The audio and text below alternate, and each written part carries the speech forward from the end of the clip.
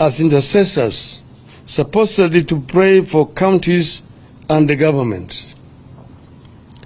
Nobody knows the identity, the qualifications of the so-called intercessors, how they were identified, and where they fit in a government where religion and state are separate entities. 8. Ruto is the leader of the cult movement disguised as Christianity in Kenya. Ruto, Gachagua, and their families must tell Kenyans when and how they knew these cult leaders and what they knew about them. 9. Ruto and Gachagua must tell Kenyans how much these so-called pastors contributed to their 2022 campaign. How many times have the so-called pastors accessed a state house since the start of this regime? 10. As we stated at the start, Ruto must know he has no powers to appoint a judicial commission of inquiry, so that option is out.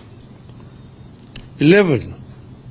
We are all aware that judicial commissions of inquiry have been the tool of choice whenever the government has something to hide, like you believe Ruto does now.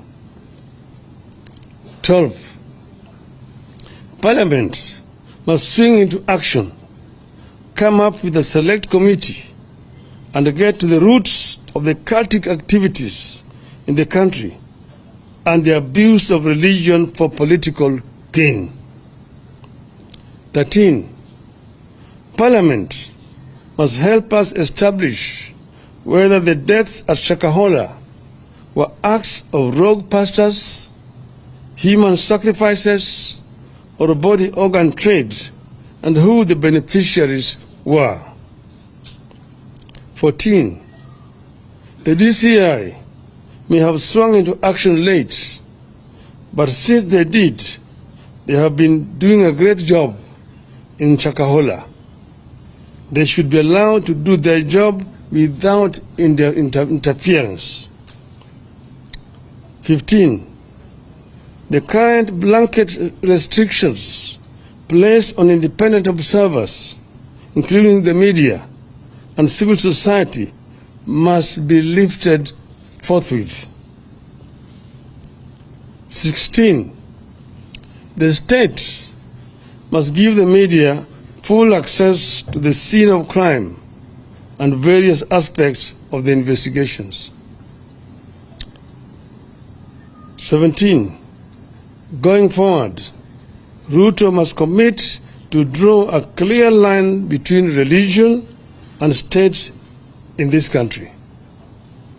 He has deliberately merged the two to enable his political survival and as a cover-up for his corruption. 18th, on Shakahola, Ruto is as guilty as those he is seeking to investigate.